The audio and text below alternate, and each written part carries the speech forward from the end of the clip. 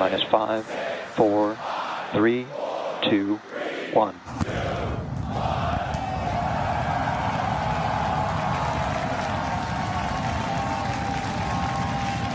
We have liftoff. Vehicles pitching downrange.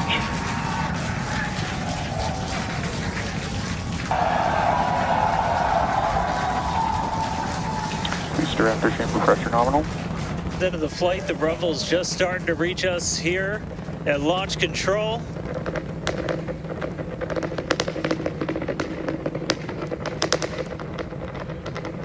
Booster and ship, avionics power, telemetry nominal. 33 Raptor engines.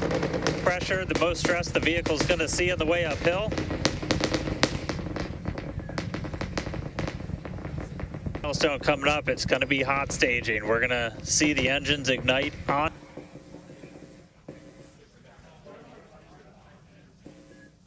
All right, so hot staging is going to be the next thing coming up. First, we're going to see the booster's engines start. We're going to see the engines on ship ignite.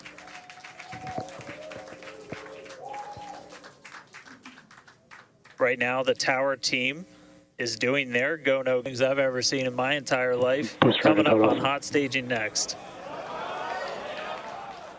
Ship engine There's startup. most engines cut off. Stage separation. Booster Stage separation, hot stage separation confirmed. Boosters lit. Hopefully I got a booster on the way back to me. I'm going to... And ooh, at that first view of the blue flames from the booster. As you can see there, first stage currently performing, or excuse me, is now making its way back to the launch site. Again, we are go for the booster to return to the launch pad. For that, the flight director. Booster, boost back burn, shutdown. Flight directors go for booster return. And we did hear that the tower is go for... This view we'll here, wait to hear that the... beautiful view here from the ship. For booster catch, that means it's going to be a really exciting morning. Again, the booster is making its way back toward now land in order to make that catch attempt in the tower. So incredible to see these views. You can see the ship on the right-hand side of your screen. All 6 Raptor engines are under full power. Once again, the booster is making its way back to the launch site. We are going to try and catch it using the chopsticks on the launch tower, the exact same tower that it just launched from. That the command was sent to the tower. We are go for catch. And in order to... And guys, we should just be about 30 seconds away from our landing burn. It's going to happen in 3 phases. We're going to land 13 engines, burn off all of that velocity. Oh, we can see it coming down through the plume. Booster coming in hot for booster catch. We're going to ignite 13 of those Raptor engines, and this view is incredible right now. You can see how fast this vehicle is moving on the left-hand screen. Landing burn has 13 been engines. ignited. We're now down to 3 Raptor engines. We can see those chopsticks now in view.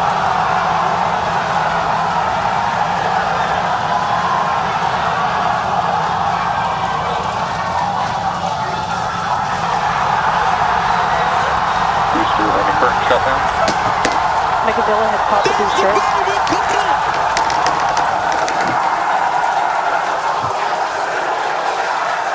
This is absolutely insane. On the first ever attempt, we have successfully caught the Super Heavy booster back at the launch tower.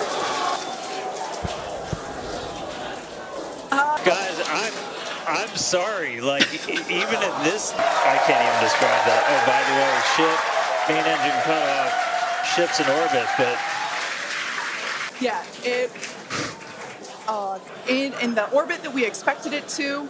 This is just an incredible day. Live views there. It's 30 minutes. We'll return back at T plus 40 minutes while the ship continues to coast before re-entry.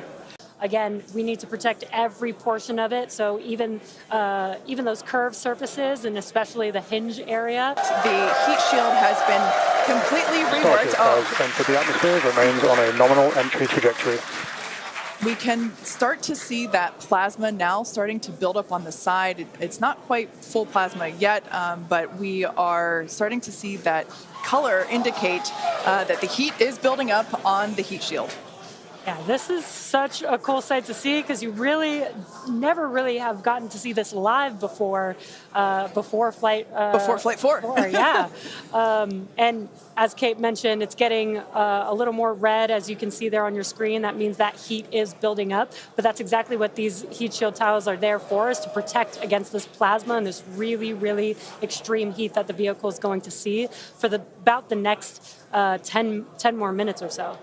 Yeah, so the ship will attempt to light the 3 center Raptor engines, and those are the engines that can gimbal or maneuver or point, and they do that to help flip the ship until the engines point down so that it can land using the Raptor's thrust in the ocean. So that will happen after we get through this re-entry period.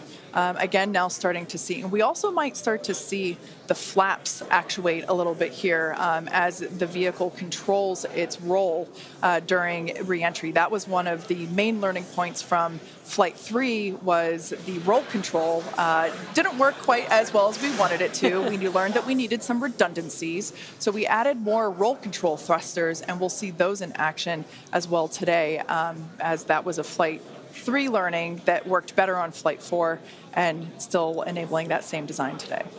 Yeah. Starship has passed through 85 kilometers altitude. Flaps now have control of the vehicle.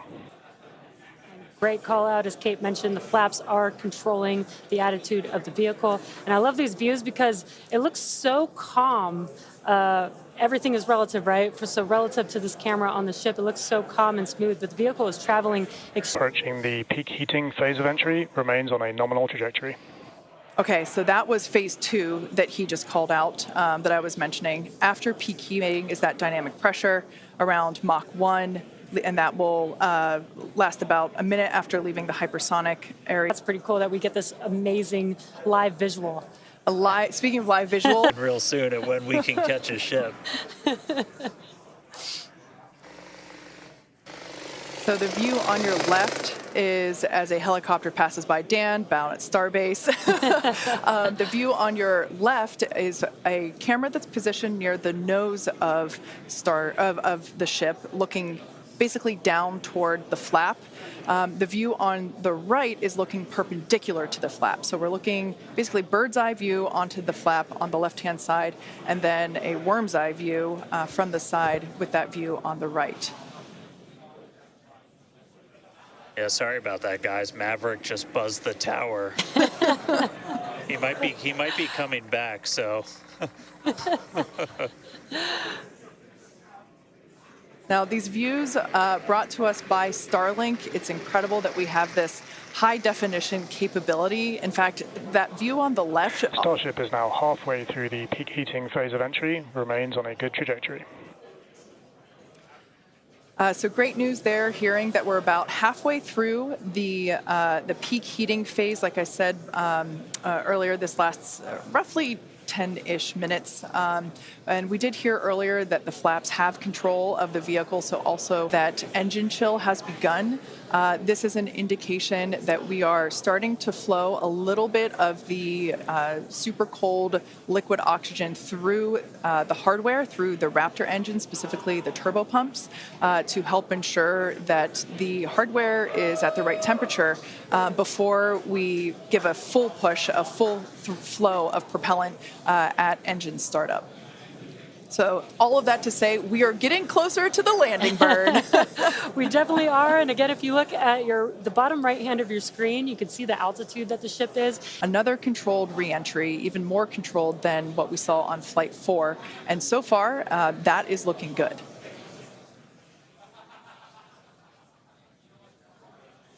And then as we as we start to really get lower, we're going to start seeing the atmosphere's effects start to take place, and that's when we'll be dropping our speed down closer to the speed of, we're going to hit kind of that part of the curve where we're still moving really fast and the atmosphere is just dense enough that we're feeling the most pressure, but hopefully we're going to start feeling a little bit less heat now.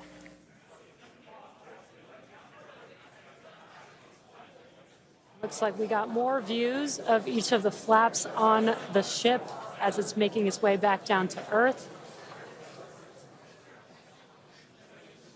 And we did pass through peak heating and still got really good views throughout that whole period. Typically during the highest heat on the vehicle, we tend to build up a lot of plasma, and that's typically when we would lose, connection. And so if we see stuff melting, we know what our steel is going to be exposed to. But yeah, 59 minutes since launch, should be coming up on transonic and everything in just about 3 minutes. Now the views here, we have coverage of all 4 flaps. We can see, so for those that perhaps didn't catch a glimpse of the vehicle before. All right, so that is great news there. Like Dan said earlier, this is basically Max Q Part 2. So this is the greatest amount of aerodynamic loads that the vehicle will experience during its flight. It's coming back through the Earth's atmosphere. It was above the Earth's atmosphere in space where there was no friction. We can obviously see heat as evidence of that friction buildup. The atmosphere is actually helping to slow the vehicle down. If you're watching the telemetry in the bottom right-hand corner of your screen, you can see that speed decelerating rapidly.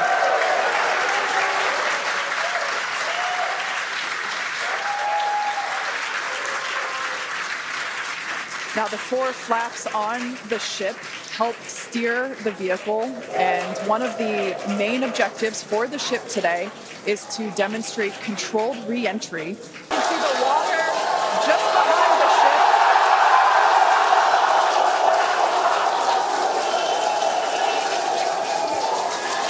Starship has landed.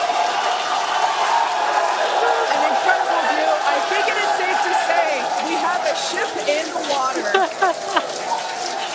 Touchdown! That is a live view from the ocean surface. What an incredible end to Starship's journey. A live view from a buoy that we had out at the landing zone. An incredible view of ship landing just about on target as they were calling out. That was amazing. And we were not intending to recover any of the ship's hardware, so that was the best ending that we could have hoped for.